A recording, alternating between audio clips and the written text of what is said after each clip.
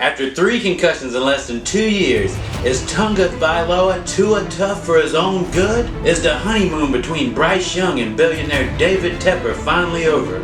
Has Marvin Harrison Jr. finally arrived as the dominant Rookie of the Year candidate? We'll ponder all these things and more today on BallPark Figures. A ballpark figure. Clearly this is an American phrase.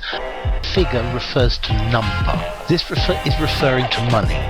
Not a specific number, but a general idea. Are we talking tens of thousands or hundreds of thousands or millions? A ballpark figure. An approximate estimate. Hello ladies and gentlemen, this is your trusted neighbor Abe. We're going to go ahead and hop right into it. After 3 concussions in less than 2 years, Tua Tagovailoa has been asked to step down by his coach.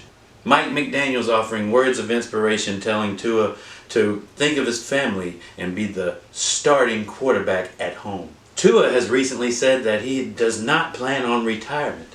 And folks on the internet are having a field day. Take a look. Yeah, shit, get your knees up. Look at him up there. Bryce Young has been benched by the Panthers, and now we get to see what Andy Dalton, the Red Rifle, has in store for our offense. This is great news. We'll see how it plays out in the weeks to come. Marvin Harrison Jr., after being left wide open week 1, and Kyler Murray even putting out a statement that it wasn't his job to get the ball to Harrison. He has finally arrived as a Rookie of the Year candidate after putting up 130 yards and 2 touchdowns this past week against LA. Marvin Harrison Jr., kudos. And now time for the Week 2 NFL recap. Starting off with last Thursday night's game, Bills versus Dolphins. Just like I told you guys, Josh Allen was victorious. The big story out of this was Tua getting his 3rd concussion, just like we spoke on a little while ago. But just like I told you guys, Bills for the win. Huge upset to start off Sunday's games. Vikings beat the 49ers. I knew that the 49ers were going to struggle, just like I told you guys last week, to keep Justin Jefferson out of the end zone. But I did not know they were going to have issues quite like this. Jordan Mason could not carry the team like he did in week 1. They need Christian McCaffrey back. We got to see what happens in week 3. Surprisingly, Minnesota Vikings won the game. Seahawks versus Patriots. Another toss-up game, just like I told you guys last week. The Seahawks pulled out victorious, giving the non-Belichick Patriots their first loss of the season. Let's see what happens next week. Seahawks for the win. Giants versus Commanders. This is another game that I got correct. The Commanders beat the Giants. Could be the worst team in the league, but I still think the Panthers are worse. We'll have to see what happens next week. Washington for the win. LA Chargers versus the Panthers. Just like I let you guys know last week, the Panthers are the worst team in the league. They could very, very easily go 0-17. But we'll have to see what happens next week with Andy Dalton, the Red Rifle, at the helm. LA Chargers for the win. Saints versus Cowboys. This was a huge upset. The Saints walked the dog on the Cowboys, scoring 44 points. Kamara went completely off, and Cowboys just did not have the answer. Surprisingly, New Orleans Saints for the win. Colts versus Packers. I was a little worried about the Packers being without Jordan Love, but they handled the Indianapolis Colts no problem, 16-10. Anthony Richardson had one of his rare ugly games. We'll have to see what happens next week. Green Bay Packers for the win. Browns versus Jaguars. Browns get their first win of the season against the Jacksonville Jaguars. In my opinion, a surprising win. I didn't think that the Browns would have a win in them against the Jacksonville, but I was wrong. Coming into this game, I thought the Jacksonville would have too much momentum to lose to the likes of the Cleveland Browns. Cleveland for the win. Jets versus Titans. I think pretty much everybody knew how this one was going to play out. Aaron Rodgers got his first win of the season against Tennessee. Jets for the win. Bucks versus Lions. Has Baker Mayfield arrived? Because you know he's one of 3 candidates right now for the entirely too early MVP race. Seriously, look it up. Baker, Sam Darnold, and Derek Carr. Week 2 top MVP race candidates. Baker was having a tough game throwing an interception, but he did have great chemistry with Chris Godwin this week. Chris put up 117 yards along with a touchdown. Great week for the Bucks. Tampa for the win. Raiders versus Ravens, the biggest upset of them all this week. One of the worst teams going against one of the best teams seemingly. The Raiders came out victorious surprisingly, with fans of Baltimore going crazy. There were fans screaming at Marlon Humphreys, telling him that he puts more effort into his podcast than he does to winning a game. They're saying that Baltimore deserves better. Raiders for the win. Rams versus Cardinals. I told you guys this was going to be a big game, and I also told you last week that don't be surprised if Arizona brings this one home. 41-10, Marvin Harrison Jr., Kyler Murray, they had great chemistry. They simply could not be stopped this past Sunday. Arizona for the win. Chiefs versus Bengals, another classic matchup between Burrow and Mahomes. This time, once again, Mahomes in Titletown, Kansas City Chiefs remain victorious against Burrow and the lowly Bengals. They did put up a big fight, though, only winning by 1 point, 25-26.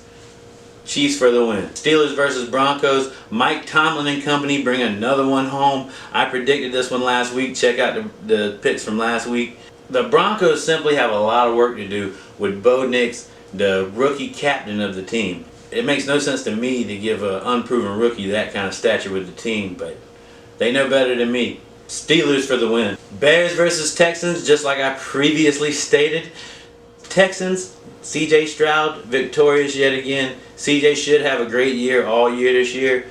Texans for the win. Falcons and Eagles, huge upset. Falcons bring it home victorious for the NFC South. Falcons for the win. And now for my Week 3 picks. Let's go. Starting off with tonight's game, the Patriots versus the Jets. Aaron Rodgers, coming off of last week's win, is ready for his first matchup against the non-Belichick Patriots. I do believe that Aaron, Brees, and Garrett will come out victorious in this game. Jets for the win. The other New York team, the New York Giants versus the Cleveland Browns. As bad as the Cleveland Browns have been looking, even though they did win last week, I do believe that Cleveland will win 2 weeks in a row against the New York Giants, which have become the mid-2020s version of the New York Jets. Cleveland Browns for the win. Chicago Bears this week match up against Anthony Richardson and the Colts, another young quarterback challenge.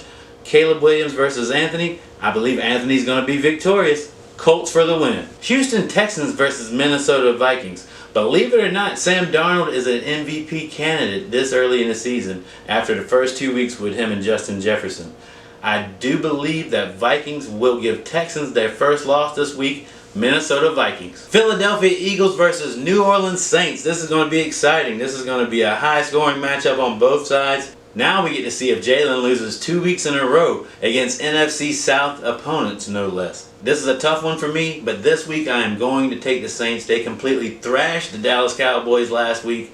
New Orleans Saints. LA Chargers at Pittsburgh Steelers. Now it's time to see if the new Justin Herbert and Jim Harbaugh team has arrived. I believe, this is going to be a tough one, but I believe Pittsburgh Steelers for the win. Denver Broncos at the Tampa Bay Buccaneers. We get to see Baker. We get to see Mike Evans. We get to see Chris Godwin do it one more week.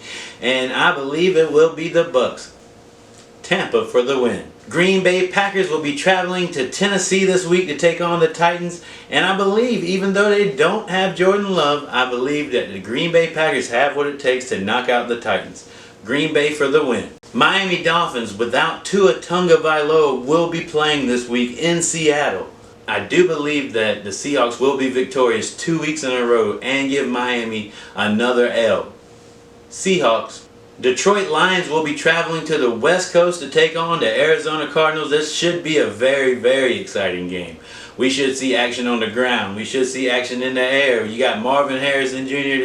This might be the game of the week. It's a tough one, but I'm going to take the Detroit Lions. Baltimore Ravens will be traveling to the Big D to play the Cowboys this week, and I do believe that the Dallas Cowboys will be giving the Ravens their third L of the season.